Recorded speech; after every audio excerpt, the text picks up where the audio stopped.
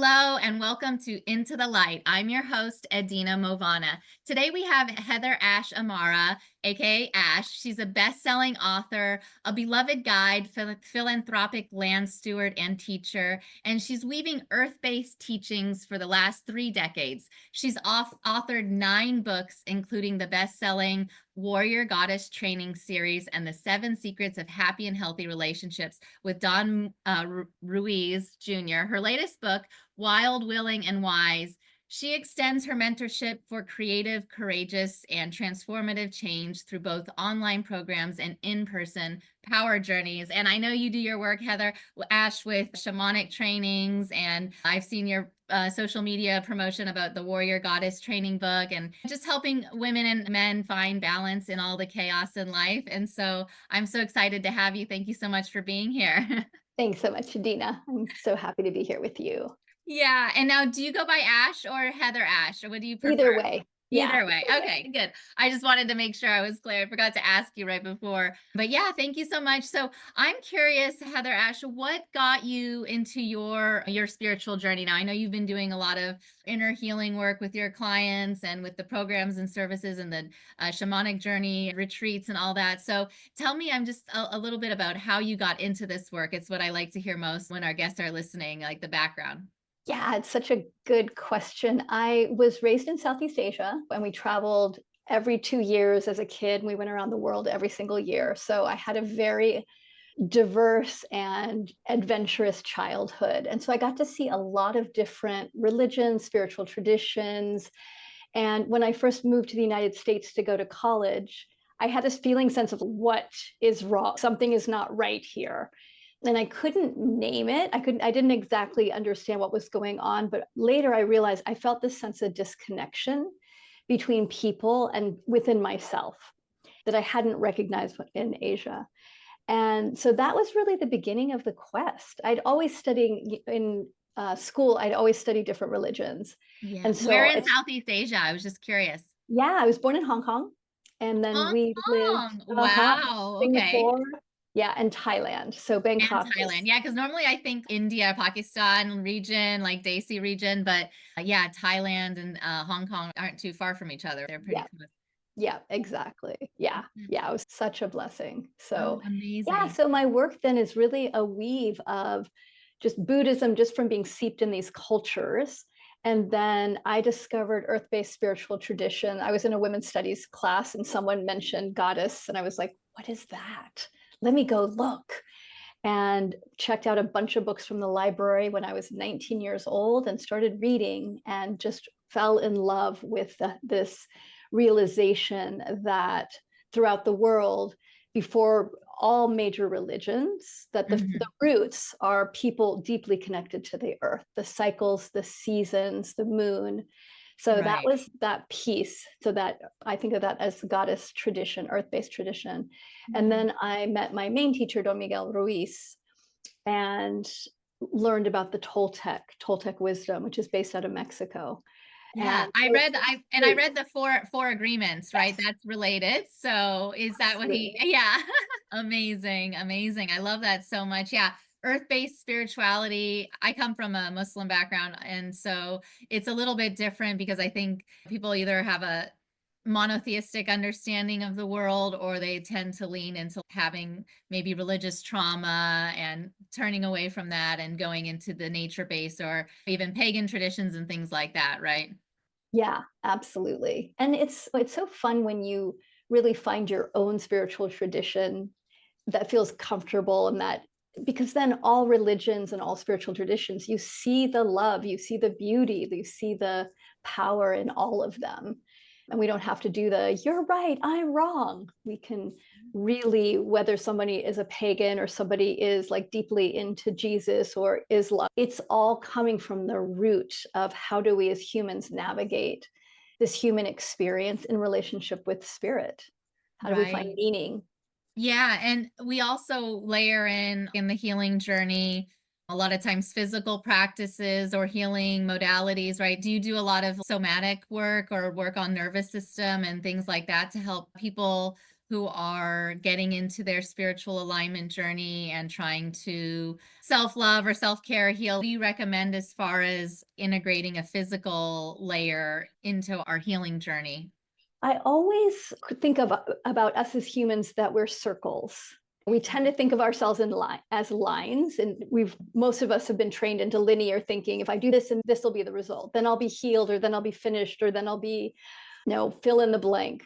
And I really learned to bring us all back, and for myself to come back into the circle. And part of that circle is that we as humans we have mental healing, that we need to really go into our minds and look at what are the thoughts and agreements and stories that aren't conducive to this being, energetic being, and to do energetic healing work, and to also look at the places where we have a lot of energy in the past, or we're draining our energy or leaking our energy. Emotional healing, the places we've stuffed our emotions or we're cycling our emotions. And then physical healing. So that place that you were sharing of how do we heal this physical body in a somatic way? How do we work with our nervous system? And so I bring all four in because I found that for most of us, especially, we have such a tendency to lean into the mind. And how most of us experience life is our mind is bullying our emotional body and our physical body, and telling us what our physical body should be like or what our emotional body should be like. And so that peeling away, the body's so wise, the emotional body's so wise. If you get the mind out of the system, like not because the mind's bad, but just, hey, sweetie, you get to be over here, then the emotional It's body like the has a chance to emotional heal. GPS. What do they call it? The emotional GPS system becoming more aware of that alignment rather than anything else in life. Yeah. Exactly. Yeah. And same thing with the physical body. Yeah.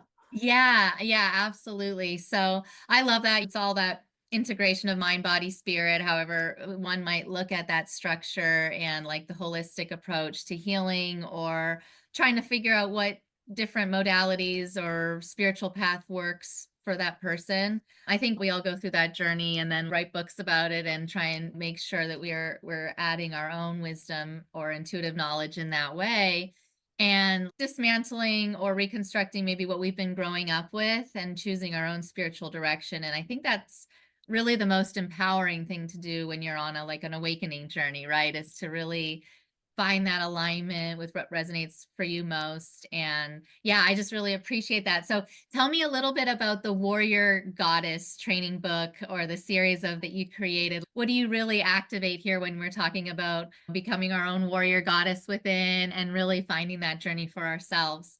I see that each of us has these two energies. They're really important. And the warrior energy is our clarity, our commitment. It's that 100% yes, I will do this. And the goddess energy is openness, receptivity, this sense of play and creativity. And we're not going for 50% warrior and 50% goddess, and then we can check it off. The understanding is that some of us are more warrior oriented, some of us are more goddess oriented, some of us are more in the middle. And that what we're really learning to do is find what's my essence of those two energies. And then where are the places I've taken on shells? Because some of us, like, we're more goddess oriented, we're more fluid, and there's that deep connection to intuition. And if we're raised in, let's say, a warrior household, we can squish that and override ourselves and be like, I'm supposed to be warrior. And so the undoing to get back to what our essence is a big part of the healing journey. And then same thing Yeah, either way, right? Some of us are like more warrior oriented, but we're like, but I'm supposed to be more goddessy. No, you're not. Be who you are. this is like a classic yin and yang, right? We always talk about that. Exactly. I actually have a little, this is a tattoo. I don't know if you can see it. I've never Oh, shown it to you yes. yet. Beautiful. I got Yep. this a couple That's years it. ago because I feel like my own journey has, you articulated it with the warrior and the goddess, but obviously feminine and masculine healing, inner child healing with the father wound or mother wound. So doing all of those Exactly. med and whatnot, or reprogramming of our subconscious or inner wounds and whatever that is. So I feel like everything or every spiritual tradition even will have elements like rooted in ancient traditions like Eastern. Actually, I was just looking over one of my books was the Tao science. Have you? Yeah, and the root of the quantum science mixing in with spirituality. I love all of that. And I feel like so much of this work is healing through our feminine wounds, or I was like that over functioning in my masculine energy, and then corporate driven and all this stuff for many years, and then you have to heal through so much when you're coming through and out of that. Yeah. Exactly. Yeah. And a lot Yeah. of us are navigating what I think of as excess warrior and coming back into what's the correct balance for each of us for our own warrior Hmm. and bringing forward more that goddess energy. Yeah. Yeah. And how does this relate to people who have maybe a God concept that they follow, or have certain ideas that they have like a community and a structure? Are people following this spiritual path that with your community and finding their own path to God, and everyone is welcome, or who do you work with most spiritually? Yeah, definitely. For me, everyone is welcome. And there isn't our community is very much like about coming back home to yourself and what works for you and what is in alignment with who you are. And so we have people that are Christians, we have people that are Buddhists, we have people that are recovering Mormons that are dealing with trauma from repressive religions that they were in and family structures. And so it's really open-minded and expressive in that way too. I love I'm very big on lineage because I'm very blessed to be in a lineage with the Ruiz family and have learned. And there's that beauty of understanding what your lineage is and where you come from. And there's also beauty in finding what works each of us now, but really nurtures and feeds us. And it doesn't have to be separate, it can be together. Yeah, and so as an earth-based practitioner and looking at things holistically, do you also layer in like plant medicine? Because I've heard, especially when people are doing inner child healing and traumatic response, I think people are doing different forms of like plant medicine and retreats and things like that. Are you guys also layering in and providing those resources to people? You're not. I feel like I want people to learn how to change their states of consciousness without plant medicine. And I have Yeah. nothing against plant medicine. I Yeah. think it's incredibly Not essential, powerful. maybe. Yeah. Yeah, but I just don't think it's essential, and that people can get waylaid by thinking, oh, this is doing it for me, instead of using it as an inspiration to go deeper into their relationship with nature and all plants rather than this one particular piece or thing. Yeah. What about the mycelium of the mushroom? And are we gonna? Yeah, I don't know. I feel like if there was ever a case for that understanding of how amazing mushrooms are, for example, obviously we want to eat them, we want to use them in our even as a coffee alternative. I don't know. But yeah, how about to how amazing that is as a source of spiritual amazement, even if you believe in God, right? Yeah, absolutely. Yeah. And I love how science, like so much of the shamanic understanding, science is now being like, "Ooh, we figured this really cool thing out." And shamans around the world are like, yeah, we knew that." Because they've been studying plants direct and the earth and looking at the systems. And so it is fun that science is catching up. Science isn't discovering new things. I think it's reinforcing what peoples that have been in direct relationship with the earth have always known.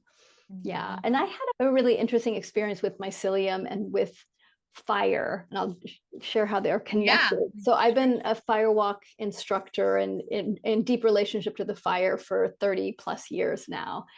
And it's a really important practice for me that I love sharing with people and love training teachers around, because one of the first things you learn is fire burns. And so Yeah. just watching someone walk on hot coals, that explodes. And all of a Wow. sudden you're like, Yes.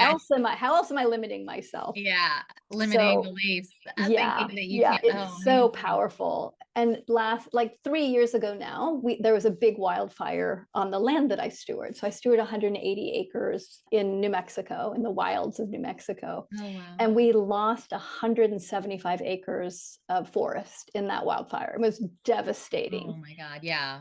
And people would say to me, "Aren't you mad at fire? Like, you love fire. Aren't you mad fire?" I was like, "No, Bad fire's fire, it's bad an fire. element. It's doing its thing. Like, it did it really well."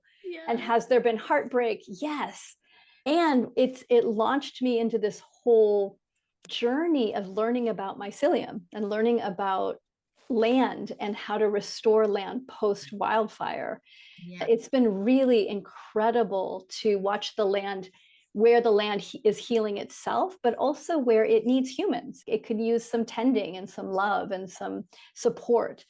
So Yeah. there's that dance of, I think for all of us, there's so much with the elements and there's so much wisdom in nature that when we slow down and see the connection and how things work together, it's really important learning for all of us of how to be with each other, that the plants and the animals and the mushrooms and so many Yeah, things know everything how to in do already. Yeah. harmony or unity. We're one with nature, unity consciousness, obviously, and connecting into what really is the source of energy, and healing comes from connecting to the earth. And even the powers, like, I know it's funny you mentioned the restoring, because in California here we're having a lot of wildfires, and Yes. even just in Tahoe, in the resort I was in, it's all you see it. But then we have controlled fires, and how important the nature conservancy is, and controlling the burn and using the elements. And they need it, like you said, they need intervention. It needs us to be stewards of the earth in that regard, as humans, serving the earth and not being against it. Yeah, like Jane Goodall, I watched her talk recently on stewardship of nature and the earth, and I think we can all admire those qualities and get back to them and bring us closer to, yeah, to healing and everything. And yeah, the power even of, like, I have a friend who did activism work and spent years living in the trees and the redwoods. And if you hang from a tree, it can have healing, or the earthing and grounding movement. Yeah, they're all tapping into those. Yeah, there's so that place of reconnecting ourselves with nature and realizing we're not separate. Like sometimes it's such a common saying, I'm going to go out into nature. We're in nature. No matter, even if you're in the middle of New York City, you're still in nature. There's no getting away. We are Yeah. part of the earth. And so that reminder of coming home to ourselves and that beauty, that we are woven, we belong. Yeah. And so it sounds like you do amazing advocacy work for the earth and for restoration of land after it's been decimated by fires. Yeah, that's really amazing. So tell me a little bit more about your focus now, and where you're really putting your energies to work and helping others and helping the earth right now. What are you really focused on doing? We are doing such cool restoration up on the land. So the center, it's a wilderness retreat center. And my Yeah. vision always for it when we bought the land was that it was a place for people to come to reconnect, to have some space and peace, to do art, to have a hermitage. And it's funny because I started with a 5-year plan that was about the humans and the land and building things. And now it's a 50-year plan, and it's really about the bees and the bears and like how do we create long term. And it's really a joy to, it's hard, the restoration process is hard, but it's also so amazing to see the interconnection. So my right now my focus is really around writing, around doing like deeper dives with people around apprenticeship programs, and also travel. I think it's so powerful for people to get out of their day-to-day lives and Mhm. have be able to go someplace else and recalibrate and get supported in doing that process. Yeah, tell me about the wilderness retreat, and what is it? What do you have there that brings people in, and like how do people spend their time, and what's the best prescribed rejuvenation method to come to your land and experience? We're still figuring it out. We're Yeah, getting the foundation set. So we built a community kitchen together. My community, like people traveled and we built adobe bricks together yeah. and built a Totally. whole building.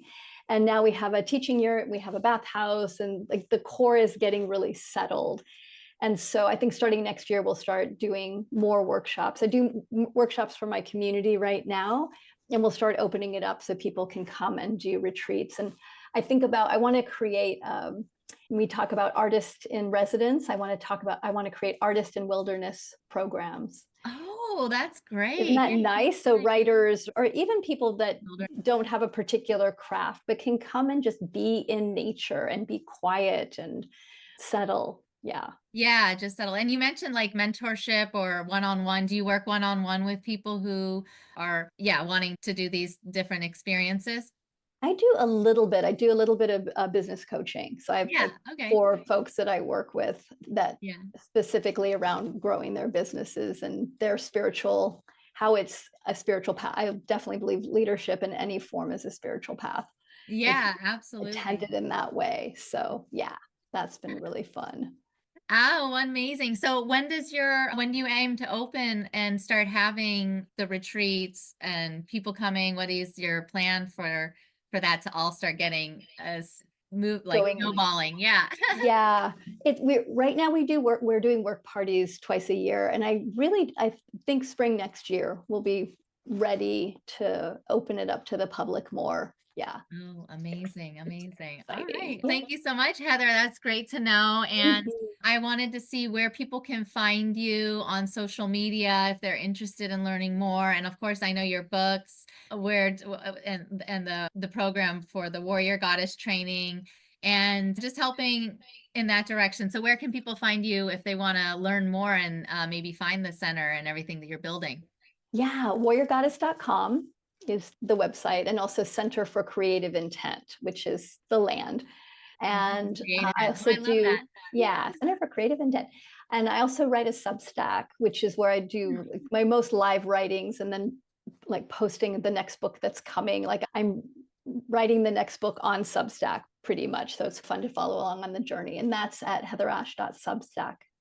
heatherash.substack.com. Yeah. And then Um, Instagram and Facebook. Yeah. What's your book that you're working on now, the new release? And can you tell me a little bit Mm. about what's next for that? Yeah, yeah. I'm doing a book that is a combination of leadership and communication and how we're all leaders. If even if you're just leading yourself, which is everything, so or a family system or a business or a community. So I'm really working on talking about the difference between conditional leadership and unconditional leadership and Oh, how that shows up. I like that. I always get sometimes I've been asked like in interviews and whatnot about concepts like around servant leadership. You hear that thrown around and how to that's the one I identify as coming from that perspective is being empathetic for people under you and right, relating and not having a hierarchical type of situation. And what you just mentioned is really interesting because it's unconventional love or unconditional love or conditional. And so I think in a lot of ways it's again part of that balancing that we were talking about earlier. And when we're trying to find places of what we think is unconditional love in relationships or in partnership or being the way we're treated, yeah, I definitely feel like those are really important concepts. And then to layer in and bringing it into that leadership space sounds amazing. So I really like that. Yeah, I'm really excited. I've been teaching a leadership program for a while now, so I'm like, oh, I could put it into words. And it's a circle. It's like, how do we stabilize our self leadership that we're unconditional with ourselves and know how to make clear boundaries and how to cheerlead ourselves and how to be in right relationship with ourselves. And the leadership then just goes out naturally from that core center. It just ripples out. Yeah. So And that's, doing leadership trainings at your retreat also probably in the future, things like that. People can come and do that type of work as a collective or whatever, helping yeah. people in their jobs and professional life. Yeah, exactly. Yeah, I do. It's right now, almost all of it is online, and it'll be really fun to also blend that with being in person as well. Yeah. So do you do online trainings as well with like Mhm. people doing leadership and in development and HR or whatever? Yeah. Yes. Yeah. Yeah. So the Mm. leadership program that I do is for facilitators, therapists. There's a lot of overlap. We're just starting a coaching program now. And I am way like, I love giving people really specific practical tools. And Huh. so my everything that I do is how do we take it from concept into action? That's Action. all everything. Yeah. So Yeah, to be action oriented and not just stagnant, right? With whatever energy we're working with, we can't it's but easy to conceptualize things. It's much more difficult to bring it into our life and actually plant it in ourselves and use. So that's a lot of what I love helping people do is make that bridge of the yeah. concept and the understanding into the manifestation of it in one's world to give ourselves more space so we can be more creative and intuitive and unconditional in our relationship with self and others. Yeah, and activate the laws of attraction, laws of the universe into our favor, right? So things are working for us, not against us on this journey. And yeah, I love that so much. And I know you're also on Instagram, right? People can find you there. And it's great to know that how much you do provide with leadership and restoration advocacy work, all the books you're publishing. You're doing so much work, Heather Ash. I just love that so much. And any final thoughts or words of wisdom you like to share with anyone listening about what they can do to implement the knowledge you've gained in your spiritual journey and everything that you write about in their own lives and all of the methods and things that you provide, which are really amazing resources for everyone. So any final thoughts on how people can really take wisdom from these things and help us every day in our life? A really simple one is to keep coming back home to our own center. What I see is that a lot of us abandon ourselves with who we think we're supposed to be, or what it means to be spiritual, or what it means to be a businesswoman, or whatever. And that just that reminder of hand on heart, hand on belly, take a breath and say, "Hi, sweetheart, where are you today? What do you need?" So there's this realigning with who we are now, instead of abandoning ourselves to keep comparing ourselves to who we think we're supposed to be. Yeah, and I love that because I was just listening to something reminded me this morning about we're the only ones who can really talk to our inner selves and know exactly what we need to hear in those hardest moments or whatever. And only we can do that. Only we can take control of that and not outsource our power and be the victim or give that to anyone else. It's us and our own self and our own inner child healing that we each need to do individually. And I've learned that work is so important to do and it never ends, right? It keeps coming back and you keep having different layers of things that come up when you're doing the healing work. And I love how you've brought it all the way into leadership and writing the books that you do and helping people find alignment in every area of life. So I just really love it. And yeah, I think your work is amazing, Heather Ash. So excited you could be here and share a little bit more about that. Thanks so much, Edina. So such a joy to get to talk with you, and thanks for all the good work that you're doing in the world. Yeah, thank you so much. All right. Until next time, I'm Edina Mauvana, and we'll hope to talk to you soon again, Heather. And anyone who is listening, we'll have the links listed below on the episode, and we'll be promoting everything Heather's doing. And yeah, thank you so much for being here. Have a great day. Thank you.